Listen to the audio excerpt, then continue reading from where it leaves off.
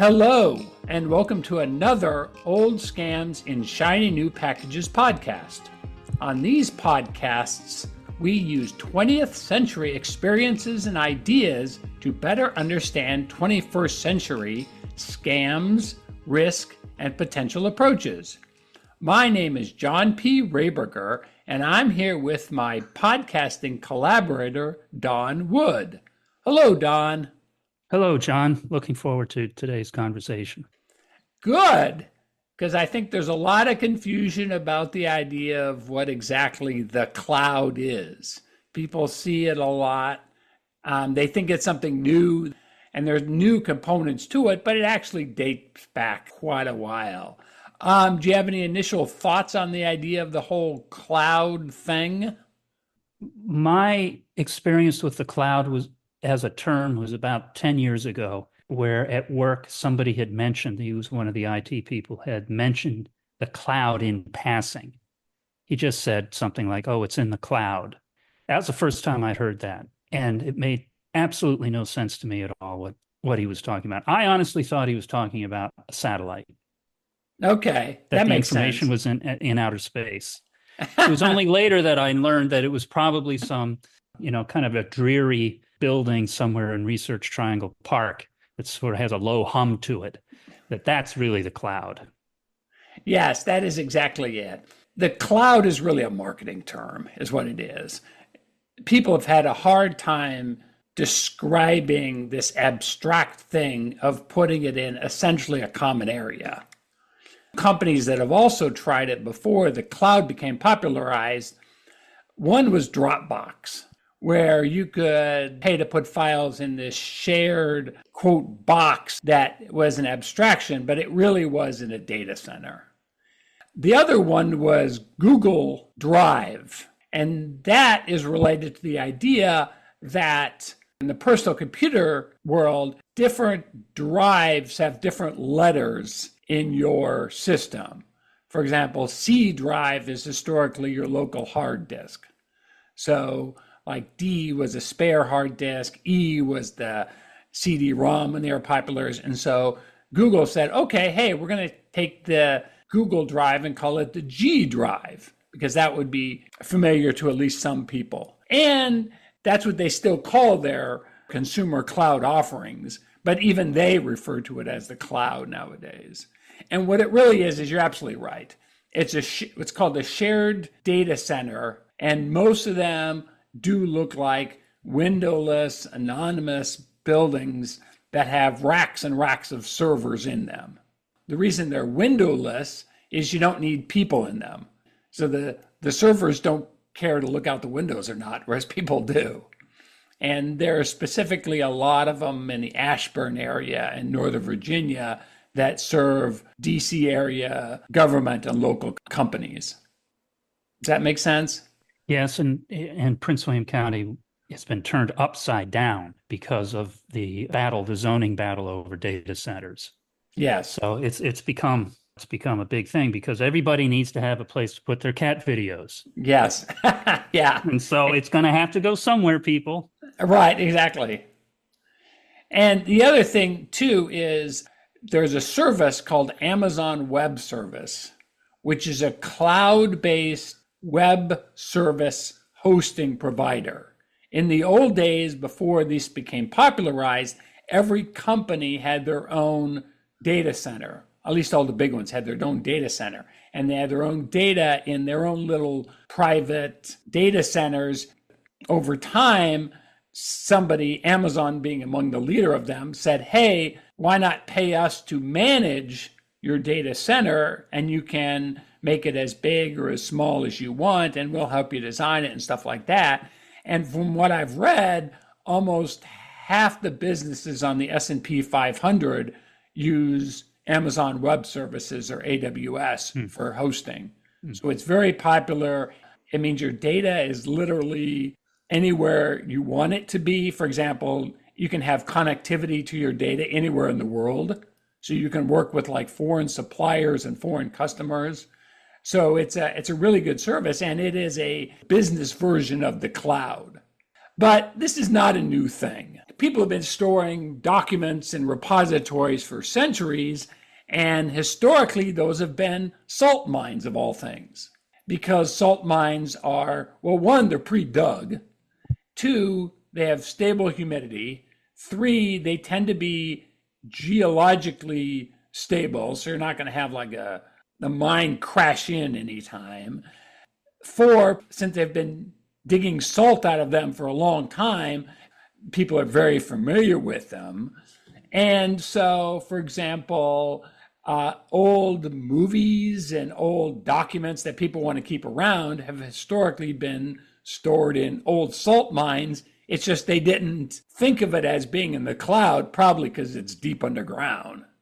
And the funny thing is that I'm a federal retiree, and the place they keep federal retiree paperwork is in a salt mine in Pennsylvania. And so, as a federal retiree, if you ever have to have your federal retirement, whatever, adjusted, they literally have to go to this salt mine in Pennsylvania and pull the paperwork out. So it's kind of relevant. I used the Google Cloud, but I also apparently used the old salt mine in Pennsylvania too to help me out. It's interesting we call it a cloud when the predecessor is a mine. I mean, that's two entirely different phenomenon. We didn't keep that mine. We didn't call it a data mine. We called it a cloud. I guess just something new and shiny, but it's essentially the same concept. Yes, essentially. It's a shared area that multiple different types of people can access it. You know, it's easier to share the electronic version, but it's also easier for bad guys to hack and steal from the electronic version either. And that's where the risk becomes. Whether it's a cloud or a salt mine, it all depends on how much you trust the company to manage your privacy and how much you trust them to handle their business so that other people cannot take things from you, be they in a salt mine or in a cloud environment. And so there's basically approximately the same risks. Of course, one is more physical, one is more electronic. But in terms of, it's not that much different than in the past. Now, when you put, or when one put a record in a filing cabinet back in the old paper days or in a salt mine, you presumably retained ownership of that document in some way. But when you put something on a cloud server, is it your document? Yes, it is. It's your document. It's super easy to copy. In the old days, you had to take a picture or a photocopy of a document to replicate it. Now, to take a perfect digital copy is very easy, but it's still your document. And the reason I ask that is because we talked about Amazon, with Kindle, if you get a book on Kindle, you really don't own the book. You own permission to read it on a device, but the company can take that book away from you at any time. And yes, I wonder whether that's true with Google Drive, if there's something in the terms and conditions that absolves them of any culpability for loss. Because it's not yours. Yeah, I'd have to once you upload it. Yeah, Amazon's a little different because essentially they're selling you the book itself, whereas Google Drive and Dropbox and others are selling you the service, basically. And the other thing, too, is that if Google pervasively took away people's access to their files, people would leave their service pretty fast if that was a big issue, because that would get out really fast. And there's lots of options out there. Whereas Amazon books, I mean, you still can, in almost all cases I'm familiar with, get the physical book and still own it. So that's still an option. I know what you're talking about in terms of, I'm sure there's something in their fine print that says they can remove the book from you in the future. For example, I suspect it's them covering their legal ass, because if there is some kind of copyright violation in the book itself, they don't want to be liable for it, so they want to remove it wherever they can. And I kind of get that. They can't remove the physical books, but they can make an effort to remove the electronic books. Now, it sounds like kind of a ripoff. You're not getting what you paid for. And I've personally never run into that, but I have heard it happen. Yeah, I've heard it too. I haven't run into it myself. Okay, so essentially when we're comparing it with the salt mines, it's almost the same. It's the same concept. It's the same basic concept. It's a safe place to store large amounts of data where there's more than a modicum of confidence that that data will be preserved and secure. Yes, that's basically it. It's just an electronic version of the repositories people have used for a long time.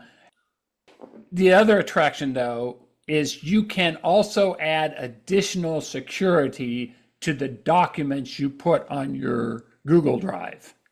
I mean, you can encrypt them, or your Dropbox drive, or your cloud drive, I should say. You can encrypt them before you put them there.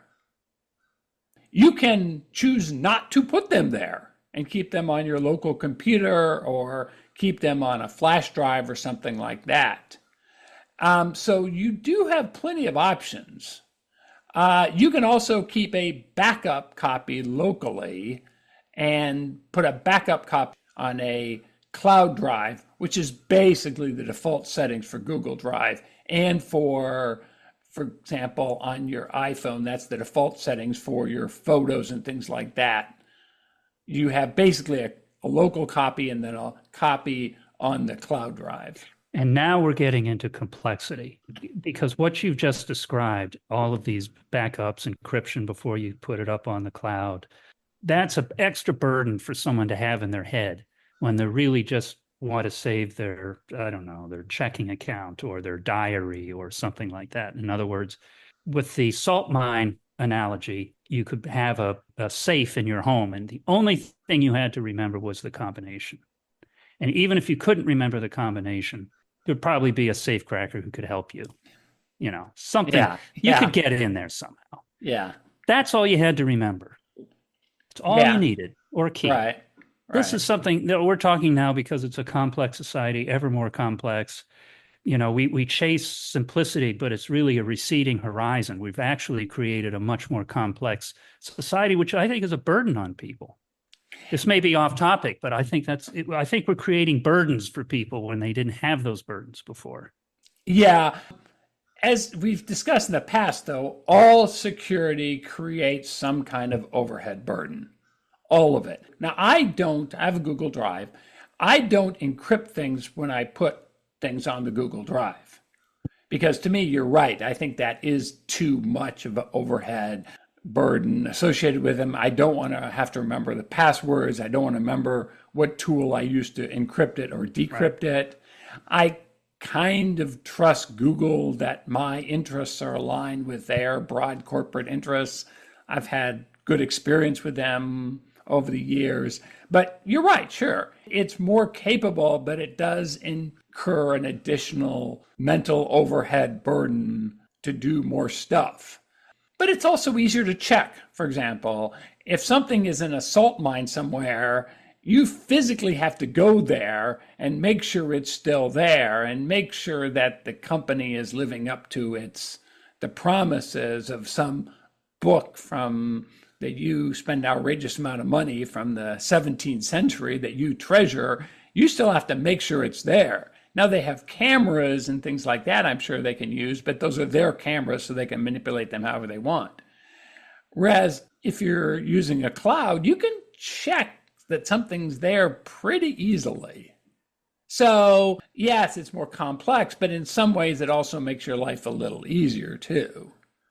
You know, if you want to use something, another sort of analogy of like a safety deposit box where you keep your valuables in a bank. I mean, that's kind of like a shared environment, but people typically, they maybe keep their will there, but they also keep their Krugerrands there and their, 1944 Luger and stuff like that there. And so it's kind of a shared environment. That is somewhat analogous to a cloud drive, but more a cloud drive for things, I would suggest. There was something I read, and you probably read this too. People who have their money in Bitcoin, you have to have a key, a password, and it's pretty long. It's gnarly. Can't remember it. You know, it's got to be written down. Anyway, there are people in the early days who bought Bitcoin at very low prices, you know, like $1 or less, and they can't find their password. They're toast. They could be multimillionaires, Right. many, many, many millions of dollars, and they don't have that 13-character password. How can you sleep at night knowing that? I mean, that's what would drive you crazy. But well, it's kind of off topic, but at the same time, their password probably is in the cloud somewhere, a cloud. They saved it somewhere. If they saved it to the cloud, even though they saved it to the cloud for whatever reason, they've lost their password, and there's nothing that can be done, apparently. Whereas if you lost the key to your safe deposit box or you forgot your combination to your safe, you knew the password would be in there. You could get it out. So it really is a different animal here we're talking about. It's a difference in degree, true, but at a certain point, it's also a different in kind. It's a new category now we're dealing with, I think. I want to push back on that because there's all kinds of challenges of, let's say you have a safe, and let's get away from the cloud versus salt mine analogy to have a safe in your house. I hope that safe's fireproof because if that safe burns up or is damaged or lost or even the whole safe is stolen and your documents are in there and you don't have copies, then it's gone forever. Whereas I typically scan in high value documents and put them on my Google Drive. The house can burn down and those documents are going to be safe. And so there is certainly an upside to it. If I had a high value, a 13-character key to a digital wallet, the first thing I would do is take a picture of it and put it in my cloud drive because I might have a hard time finding it, but I know it's there somewhere. And if it can make me a multimillionaire, then, I'll find it somehow, some way. I'll pay somebody to find it out. I'll pay somebody to look through my Google Drive for me to find it. You know what I mean? And so you would have the confidence. This is a really good example because we're talking about real money here. You would have the confidence to take that photo and put it on the drive. Yes, I would. Worrying that somebody would have an algorithm somewhere in North Korea scouring the drives of the world and figure out that was a Bitcoin password. See, that's what would be on my mind. Yeah, I would do it anyway because there are risks in everything. There's risk in a safety deposit box. There's risk in a cloud drive. There's risk in a salt mine. There's risk everywhere you go. It's just that my evaluation of the risks of a cloud drive. Remember, I'm just one of probably millions, if not billions of people who have cloud drive. And I'm just an anonymous guy. And so I'm not that attractive to any North Koreans that are looking around to hack my accounts. And I also know as background, Google has pretty good security for this environment because it's tied to their business model. If they get a major hack, then their business model to some degree is at risk, and that's a $1 trillion operation. So, and I trust them to a large degree, and it's based on experience too. Yeah. Okay. Well, that's confidence. I don't quite have that confidence, and therefore I still somehow just like to have paper around me. But I think that's a disappearing impulse. I believe you embody the future, and I am an echo of the past. The future is totally going towards the cloud. Everything's going to be in the cloud, won't it, eventually? I mean, even our consciousness before we die might be downloaded somehow. We might have that choice. And it's a bunch of ones and zeros somewhere in San Jose. I think there'll always be options. I mean, if you're really risk averse, and there are actually companies who do this. I mean, for example, I know for a fact that pharmaceutical companies who invest heavily in medicinal research and things like that purposely do not put things in the cloud. They have their own hosting environments, their own computing environments, because some of these are, cost $1 billion to create a well-known pill for these companies, and they don't want any risk of that being compromised by anybody.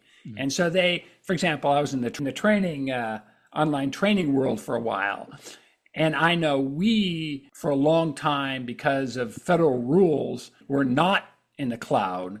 And the other major segment population that was also not in the cloud was these pharmacy companies like Pfizer, and because they do not want any risk whatsoever that anybody might hack into a cloud somewhere and steal their intellectual property. So It depends on, how risk averse you are. It depends on comfort level. But the point is there's kind of nothing new here under the sun. There's Right. nothing new. That salt mines have been used for a long time for storage. The cloud is just almost like new version of a salt mine that has some risks and some benefits associated with it. Do I think everything will be in the cloud? No. Where it's most useful and it makes most business sense, yes, it will be. You'll always have paperwork. Art, for example, quickly comes to mind. People like the actual art itself, a painting of something. That's a document, and you can scan it in, you can put that in cloud, but people don't want that. They want an actual artistic expression on their wall so they can appreciate it. That's something that will never be in the cloud. There's also other things that people want to have and hold, documents from their ancestry or their parents or things like that, they want to see themselves. The physical document is gratifying to them. Yeah, this is interesting because more and more people now, of course, are taking photographs, old photos from the family albums and digitizing them with the thought that it's so much easier to have it on in the cloud than it is to have dozens of albums. I have dozens of albums. They go back to the 40s and 50s. And I think there's some value in keeping those albums. Nevertheless, they're a burden, and the cloud just eliminates that burden. On the other hand, something on the cloud, because it's out of sight, out of mind, when it goes, and we're talking about the future generations as we move forward in years, some of those will undoubtedly be lost. Someone will pass away and they forgot to give the password to their slice of the cloud. And that slice happens to have a lot of pretty good information about the family. That what can you do? Can you actually call Google and say, look, I'm sorry, I've lost my password? I don't think you would get anywhere with that. Or would you? I wonder if they have a way of dealing with something like that. They probably do. I'm not familiar with it. I do know that they do have a mechanism. It's called an inactivity manager settings for Google. I know this specifically about Google, is if like I do not use my account for 2 months, they automatically notify my wife and send my login credentials to her because that's their evidence that I'm dead. And so I have that set up so she'll get full access to my Google Drive and all my accounts in like 2 months. Now, hopefully, before I die, I'll give it to her before that. If we get crushed by an 18-wheeler tomorrow, 2 months from now, she'll get all the stuff from Google that says, here's, you're listed as account owner of John's account. Now here you can access his account information. Yeah, that's a good tip. That's a good tip for a podcast because I didn't realize that they had that, a two-month inactivity. I'm pretty sure it's 2 months. Or whatever it happens to be. Right. Maybe you can choose it. I don't know. I'd have to look, but. So here's another thing with the cloud, John, and this is kind of coming out of left field. I don't know. The URLs, and URLs are now, 25 years old for the World Wide Web, for the web we know. They're very gnarly. They're long. Like a share.google URL, I'm looking at it right now, is, like 20 characters. That's something you don't have to memorize because you'll have it bookmarked, whatever. But at some point in the evolution of technology, something like that, https://share.google, blah, blah, blah, that's going to change into something else. When that happens, when those changes are made, and who knows what will replace it, what will happen to all the links that we're so familiar with now that go to our individual documents in the drive? In the cloud? Will Google and Amazon Web Services have something already so they can update those links and take it to the next generation, whatever it happens to be? And I don't know what it would be. I suspect they will have technology in mind to make the transference easier. And that's exactly what's happened in the past. Everything used to be in the PC world used to be on your C drive. And that's why Google replicates things in their Google Drive from your C drive because it makes it easier to transition from one to the other. You can look at things in your local drive or you can look at things at the cloud and they synchronized all the time together. And that's a technique for making the technology transfer easy. So whatever the next generation of things to do, it'll be very valuable to them to make it what's called as seamless. That's the term, as frictionless, as seamless as possible for you. So you will spend more money on the next service and it will be effortless for you to transition from one to the other. And who knows what company is going to come up next with quantum computing and AI enabled or whatever, but I suspect they will attempt to make it as seamless and as easy for you as possible. Because it hasn't been easy in the past, for example, to scan photographs. I mean, if you have a lot of photographs, you want to bring them up to the next generation of technology. You've got to hire someone, and they do it photo by photo. It's a labor-intensive job. I've had someone do that for me, hundreds of photographs. Comes out real nice, Right. but it takes time and money. Sure. Okay, so here's another question. When you put stuff on Google, if you're just an average person and you're putting up your data or your notes, your recipes, whatever, does Google read that? Is it The, part of their information absorption motive to the, grab all of that information, scrape the, it? yes, the answer is probably yes. They definitely read your email. Now, I may be wrong, but this is one reason that you may want to encrypt it. But the answer is probably yes, although I would have to confirm that. I'm thinking that too, because isn't that ChatGPT and all of the AIs that have been trained? They scrape the internet. They call it scraping it. I'm not exactly sure what that means, but essentially it's reading everything that's available. It's like a precocious teenager who's just learned how to read and now wants to read the entire library and will. And that's what's happening with these AI models. So I'm wondering whether by putting stuff in the cloud, we are contributing to the knowledge of these AI bots.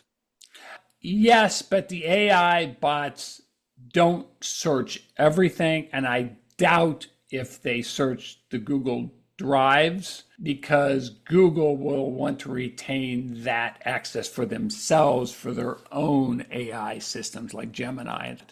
So I doubt ChatGPT, which is a different company, scrapes and learns anything from your data on Google Drive or They Apple couldn't Drive. get to it. They couldn't, Right, exactly. They would be They'd able have to get have to some it. kind of corporate agreement. But Gemini can do it, because I that's I suspect Gemini can and does do and it. is. Yes, and is doing it. Yes. But, it's the brave new world. I've got another question, John, Sure. on this, which is deleting. Now, when you've got something on the cloud, when you delete it, is it actually deleted? When you had something in a salt mine or a safe, you could go down the salt mine or go into the safe, retrieve that document, go to the fireplace, and burn it. Yes. It Uh, would be gone. Unless you reverse the law of physics, that ember, that ash is finished. It's done. But when you delete something, is it deleted? Typically not. It almost never is actually deleted. It's removed from your what's called user interface so you can't see it. So it feels like it's deleted from you, but in most cases, it's not actually deleted. Because, for example, there are backup copies that are being made, and some of these backup copies are offline. And so if it would have to be deleted, it also have to be deleted from all the backup copies, which is very difficult to do. So most things are not actually deleted. And in the corporate defense, if people make a mistake and say, oh, I didn't really mean to delete that, the companies want a mechanism in place to say, oh, well, you should be grateful you came use our service for keeping this stuff because we saved a backup copy and we can retrieve it for you for, I don't know, $29.99 or something. But my point is the storage costs of data are so low, the potential value of retaining it is high enough that most stuff is in fact not actually deleted. Now, I could be proven wrong in some specific situations, and Google Drive may be the one where I'm wrong, but the general rule of thumb is things are typically not deleted. And I wonder if anybody cares. I doubt it. It's deleted. It's gone to them. They don't care about it anymore. It's a recipe they don't use. So if Google wants to keep a backup copy of their grandmother's cookie recipe from 30 years ago, probably nobody cares. And it's not likely to get out into the wild. Exactly. Not impossible, but highly unlikely. Now, Your grandma's cookies recipe is safe with Google. You talked about energy costs. Well, you talked about the cost of storage, and you're right. It's so tiny. I think I pay 99 cents to iCloud every month. But the costs actually are hidden because of all of the electricity that's going to be needed to save all these cat videos and old recipes and so on. And so that is a significant difference, I think, between the cloud and the salt. Yeah, but salt mines require storage and they require maintenance and maintaining the humidity level and maintaining physical access and having, the state inspectors come by and check on it and that kind of then having everybody wear a hard hat, they go down there. So there's costs associated with all these things. But that's what you're paying for. It just shows you how inexpensive it is that it only costs you, $1 a month for your access. Okay, anything else before we wrap up? No, I've enjoyed this conversation, John. You've got the answers, so it's good to I don't chat. Yes, exactly. Well, if you don't have them, you could make them up, and I wouldn't know the difference. No, so well, that's power to you. Well, you can Google all of them. You can Google all of them to check on them anyway. So, okay, thank you much, Don. I appreciate it. All right, we'll talk later. And I will end this podcast by saying, don't be afraid of modern scams because they're just old scams in shiny new packages. Farewell.